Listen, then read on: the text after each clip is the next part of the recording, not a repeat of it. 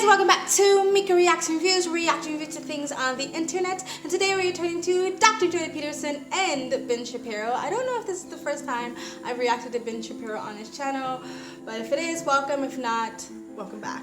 Wait, no, that was your first. Anyway, we're gonna be reacting to the video. Dr. Peterson gives the best relationship advice you have ever heard or ever had or ever hear.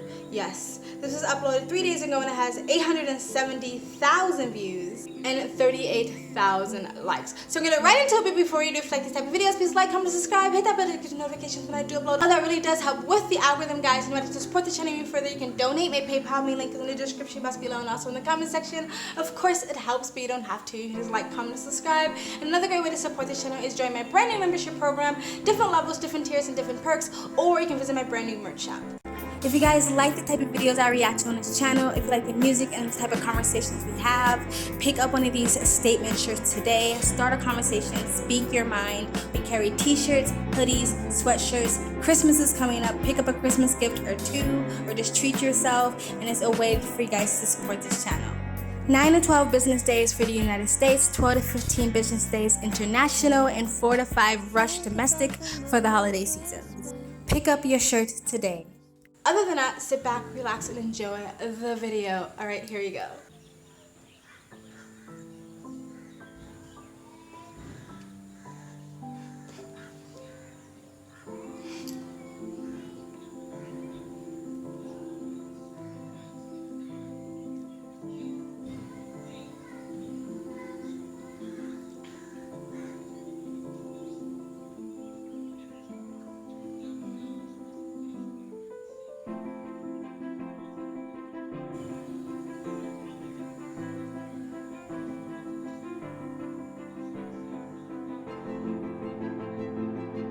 Empathy. Can you imagine everyone having blacked out eyes, or someone trying to stare deeply into your eyes to make you fall in love with them, or when you're making love and it's just black, just the void, just death. You know what I mean? People do the same thing. Like humans, it's like a human nature thing to try to like, you want to connect with someone, and there's a little thing that happens that when someone has an accent, you start to pick up their accent. It happens to me all the time, and it's actually a way to connect with that person. It's like an empathy thing. I learned that. But anyway, let's continue.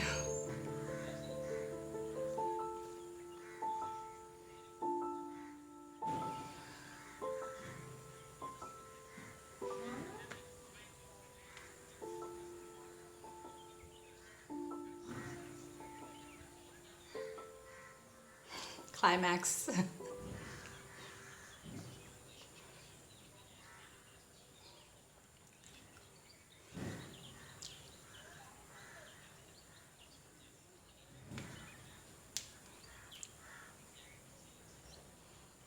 Literally the only people that I like to dance with is like my partner or my lover or my boyfriend or whoever I'm dating at the time. I don't like to dance with anybody else. But if we are already connecting with each other physically, it's like that's the person I want to dance with. You know what I mean? Because there is something sensual, or there can be something sensual or sexy about dancing. So I don't want to do with that with any old body. You know what I mean? Anyway, let's continue.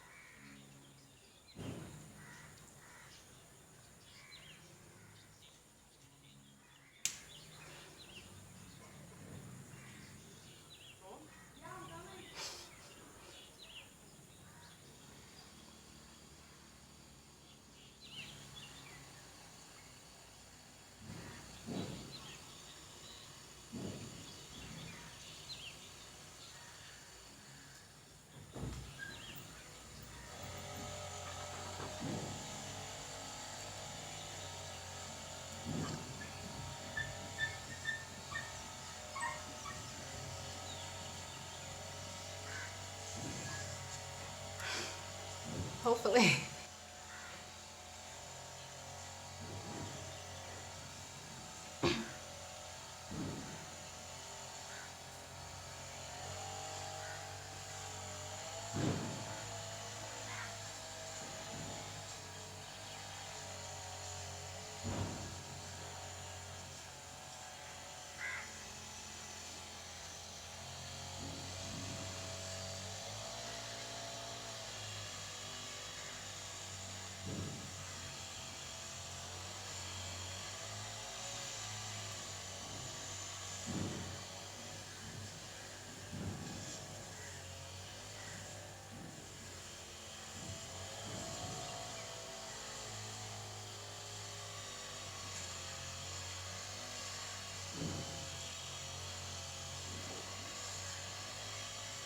Okay, so spoiler, I actually did watch this once before, and I want to react to it because I thought it was very, very interesting. As someone who had come from the church, I'm no longer religious, I'm still spiritual, I believe in God, but I'm no longer come from the church, and I've actually quite studied the history of the Bible, the roots of it, the ideas of conspiracy, where the Bible's come from, the stories come from, how it's been mistranslated, things put out, things put in to sort of fit the narrative of the church, which was sort of the politics at the time. And so it was really interesting to find this out, and I actually did go and do some research, like you should do when you hear people talking, because I wanted to see, like, is that actually true?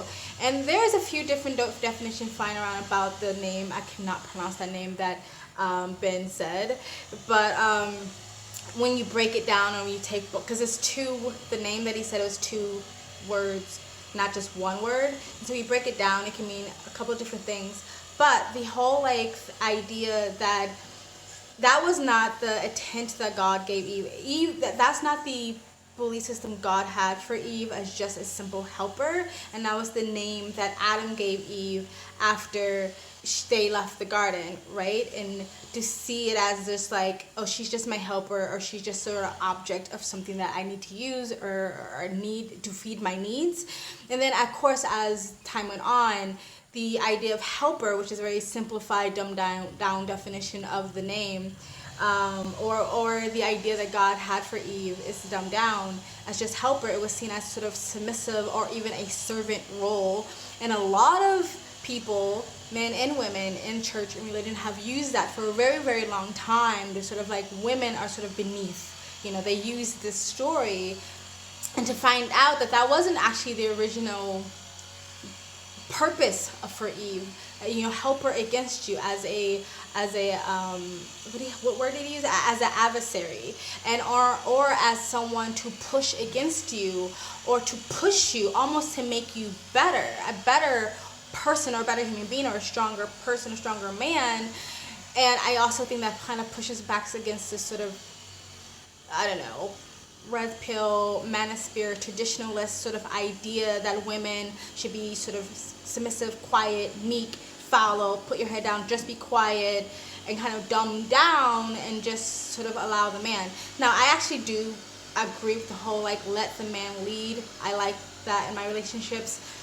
But I also feel like the idea that women shouldn't be intelligent, that shouldn't be smart, that shouldn't be a leader in some way, that shouldn't know how to take charge, that shouldn't know how to take lead, if they actually are the person that's supposed to be helping you run your household or be your partner, what do you want them to have? Some sort of common sense, some sort of intellect, some sort of intelligence, which will also mean that woman might actually have an education, have a college degree, have some university experience, like Dr. Peterson's wife. You know what I mean? So I feel like I've been seeing a trend of this sort of bashing down on educated women who've gone to university and who have some sort of smarts to them, who can sort of stick up for them and stand up for themselves and stuff like that. Kind of like, well, you're not agreeable, and you're not soft, and you're not submissive, you're not ladylike or feminine or something like that, and I feel like it's always been rooted in that sort of biblical idea that this is what women are supposed to be. Now, not all women's strength looks the same, and not a woman's strength doesn't have to be identical to a man's strength or be masculine to be strong. You can be strong in your femininity, but you don't have to be this quiet, meek, dumbed down, like sort of washed out version of a person to be feminine as well. So I just thought that was really interesting. Yeah, but let's continue.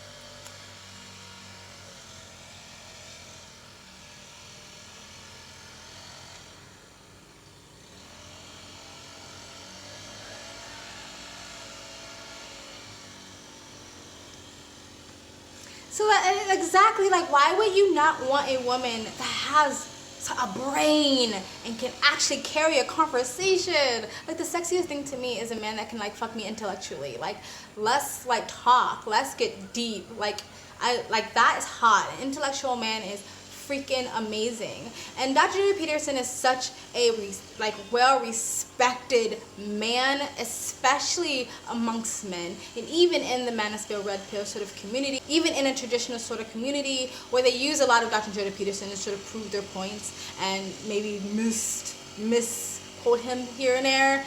But to hear him say, like, my wife has masculine features, or traits, not features, but traits.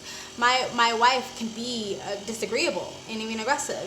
And he's still seen as such a man. You know what I mean? So again, I've been seeing sort of, again, this trend going around of telling all men that this is the type of woman you should be with, but also using Dr. Jordan Peterson as an example when that's not the type of woman he's with. He's not with some pushover, you know, loser woman who have no brain, no intelligence, no education, who's just there laying down with her legs open and ready to pop out you babies. That's not who he's with. But they use him a lot as an example. So I find that very interesting. You know, I'm not saying that Dr. Jordan Peterson's wife is going around kicking him in the balls. But she seems like a woman that can stand her ground when she needs to stand her ground, which a lot of the red pill community tells you not to have a woman like that because they're disagreeable and are submissive. I think a woman knows when to be submissive and when not to be submissive. And in my opinion, if you are a man and you're doing what a man is supposed to do, then a woman will naturally fall into a submissive role and want to be vulnerable for you because she trusts you enough to take the lead because you've shown her you have the ability to do so. I also agree with Ben Shapiro saying that when you take those differences between men and women, that actually hurts the relationship. There's so many beautiful things about being a woman and being feminine and soft, and the strength in that, and it's such sexy, beautiful things about being a man and masculine and hard and mature and well-rounded and stoic and perseverance and all those things that goes along with being a man. There's such beautiful, amazing things about being a man, and you can again transfer different traits, you know, masculine and feminine, men and women, you know, sharing different traits, but to try to like strip that away and make it seem like all men and women are completely the same takes the beauty out of the yin and yang of a relationship. Anyway, let's continue.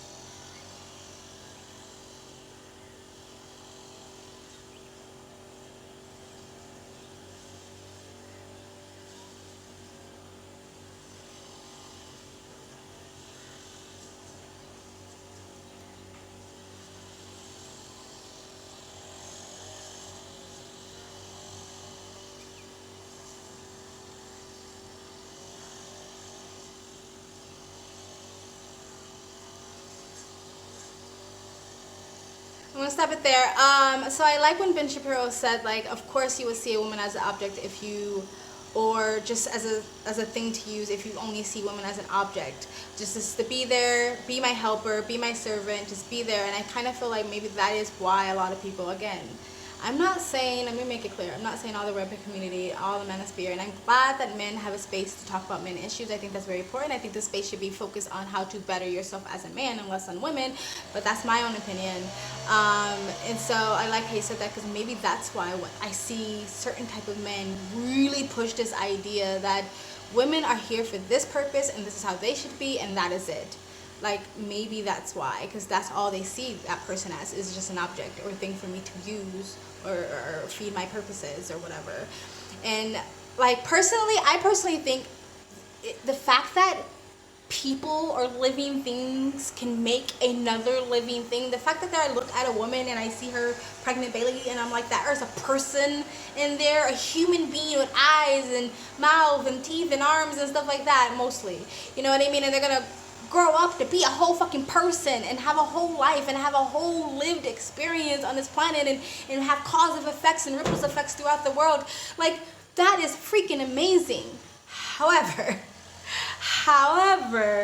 I don't necessarily think it's a miracle, and I don't necessarily think that's the only purpose of a woman, and I don't necessarily think that a woman actually has to be your only achievement in life, because yes, women can have babies, and that is amazing, but also rats and roaches have babies. So like for me, it's like God gave you a lot of living things the ability to reproduce. You didn't actually do anything to reproduce that child, but like open your legs and have sperm ejaculate inside you, you know what I mean? So like to me, having a baby is not an accomplishment, because if it was, every abusive mother and every deadbeat dad would have accomplished something. I think being a good parent is an accomplishment, but not having just a baby, I don't think that's an accomplishment. And I don't think having children is for everyone. And I think it's weird when people tell people who don't want to have kids they should have kids, because people who don't want to have kids should be like the least people to have kids. And I do agree, I don't like the fact that the Western world has kind of demonized traditional families, because even if it's not for everybody, that's fine, but traditional families and two-parent household producing well-rounded children is better for society as a whole. Anyway, let's continue.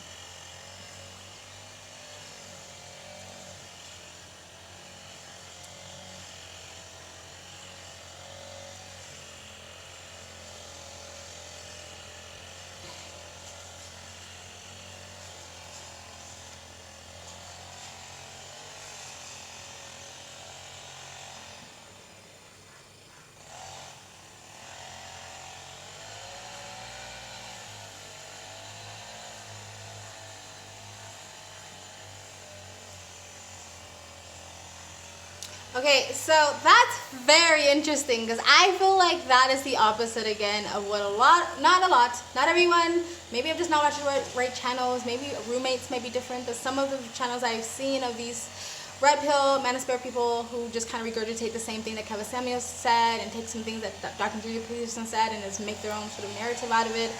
Again, not bashing men's spaces. There should be men's spaces. I think men's spaces should focus on helping men and young boys become better men and not focus on bashing the modern day feminist female. Anyway, because I feel like that's the opposite of what they would say. Like, a woman taming your beast is a bad thing and you're a simp if you let that happen. But again, someone who's very respected is saying that is sort of the hero myth of a female. He's acknowledged that women have an adventurous spirit. He's acknowledges that Belle, I believe it was in Beauty and the Beast, was more than just beautiful. She was smart, she was clever, she was courageous. That's why she didn't fall for the prince or Gaston or the psychopath trope or whatever. And I think that's why a lot of materialistic, narcissistic, sort of opportunistic women will usually go for what you call the high value man, because they don't have the intellectual knowledge to know like that is not good for you in the long run. Yeah, you got some money, yeah, you got some financial security, but then you're gonna be treated like an object, like Adam saw Eve. And so like the woman with some intellect will go for the more hardworking man. Maybe he has less money, but she sees what's in him and she sees the potential that's in him.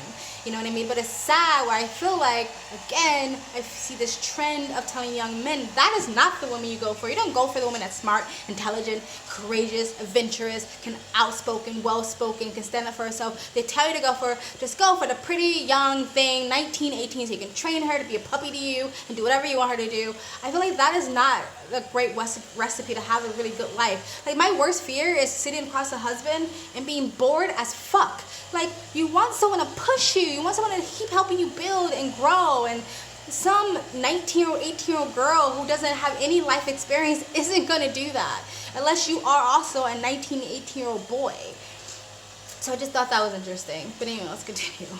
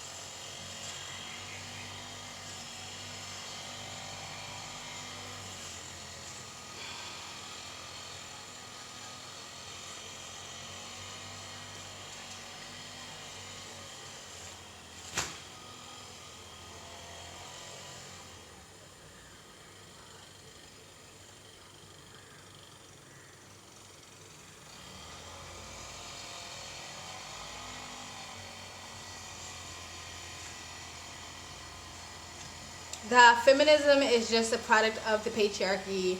Yeah, maybe he worded it off weird to me, but still, like, I actually understand what he's saying. It is like a lot of females, that's what I said earlier, like, you don't have to be identical to a man to be strong. You don't have to be identical to your male partner or your male friends to be strong. And I think that's one of the reasons why I think the woman who made the book about the rapid gender dysphoria that's going on right now with young teenage girls is this idea that girls feel unsafe and vulnerable being women, and so they think if I just take on a male persona, I'll be stronger, I'll be more protected and less vulnerable, and then I'll be happier. That's because feminism has made femininity look so weak and undesirable. And there is strength in beauty, so much beauty, and just magic almost in femininity in women, and you shouldn't just throw that away. And it doesn't mean every woman has to be the same. It doesn't mean you have to be super feminine and wear pink and roses and flowers in your hair all the time. You know, I have a lot of femininity in me, especially when I'm dating a partner, like my partner I have now, and I want to be vulnerable for him and soft for him and let him lead and push, you know, encourage his masculinity. But I'm also like, we can have a talk, we can have a debate, we can challenge each other, and that's one of our favorite parts about our relationship is that we both are intellectuals, and we both like to talk, we both like to think about ideas, and we can joke and jab at each other and stuff like that. But when it's time to be soft and feminine, I know how to do that. And so like, yeah, like you don't have to. And I'm trying to keep this short, but I also saw like this thought piece about why feminism trope movies always fail is because they don't make women look good. They take women and have them put on traditional or stereotypical masculine tropes, and usually the worst parts of masculinity, and then say this is now a strong woman. It's like, why do you have to be a man to be strong? Like, it doesn't make any sense. Masculinity is bad, except unless if a woman is doing it. I don't understand feminism. Anyway, let's continue.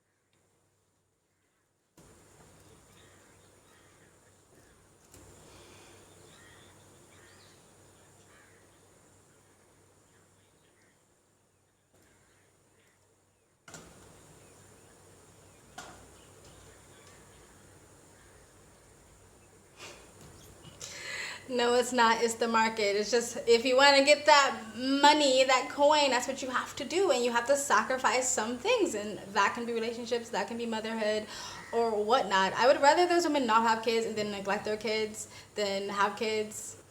What did I say? I would rather those women not have kids because they have kids and they stay in that market and they stay in that field and they'll just neglect their kids. You know what I mean? And so, like, give or take. But you do have to sacrifice some things. The one thing that I want to hit on with the whole, like, career women versus motherhood is I feel like, and Dr. Jordan Peterson does talk a little bit about alternative lifestyles and creatives in another clip what he did with Ben Shapiro that I want to hit on another day. But that is not the only two choices in life. Like, and I feel like this is a very, like, Western mentality where it's like you're either a career woman or you are a stay-at-home mom or you're a mother, which most people can't. I mean, like, let's face it, most people in the West can't really afford to be a stay-at-home mom anymore. So most men who watch these red pill videos can't afford a housewife because the cost of living is so high in the West. But anyway, there is a difference. There are more than one choice than being a career woman and being a housewife. I am not a career woman, nor am I a housewife, nor am I a mom. I am in between somewhere. There's different avenues and different roads that you can go on. It's not just these two choices or else.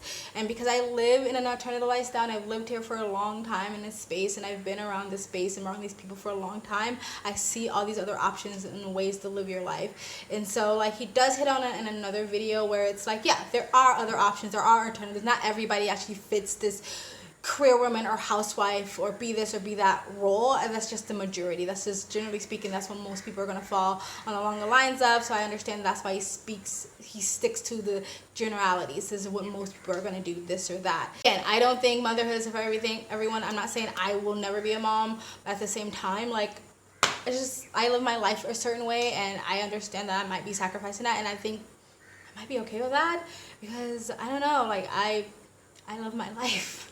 I really love my life. And also his advice for 19-year-old girls, not grown women. 19. No one knows what the fuck they want at 19. Anyway, guys, let me know what you guys think in the comment section below. What I said, what they said. Let's have a conversation down below. Please like, comment, subscribe, hit that bell to get notifications when I do upload. All of that really does help with the algorithm, guys. And if you support the channel even further, you can donate. My PayPal me link is in the description box below and also in the comment section. Of course, it helps, but you don't have to. Get us like, comment, subscribe. And another great way to support the channel is you can join my brand new membership program. Different levels, different tiers, different perks. Or you can visit my brand new merch shop. Great statement tees and mugs to show the world what you're thinking, how you're feeling, and the type of music you're into. And thanks for I think I have like 3 to 5 members signed up. Thank you so much. I appreciate you. I see you. I acknowledge you. Thank you. I also have a second travel vlog channel. I travel as a lifestyle. I live abroad. If you'd like to know where I am in the world, you can go in the description box below and also in the comment section. Hit the link. Go subscribe to my travel vlog channel or to follow me on my travel Instagram. My stories is usually what's most up to date, and I do have a TikTok. Links down below. Thank you. Have a great day. Bye.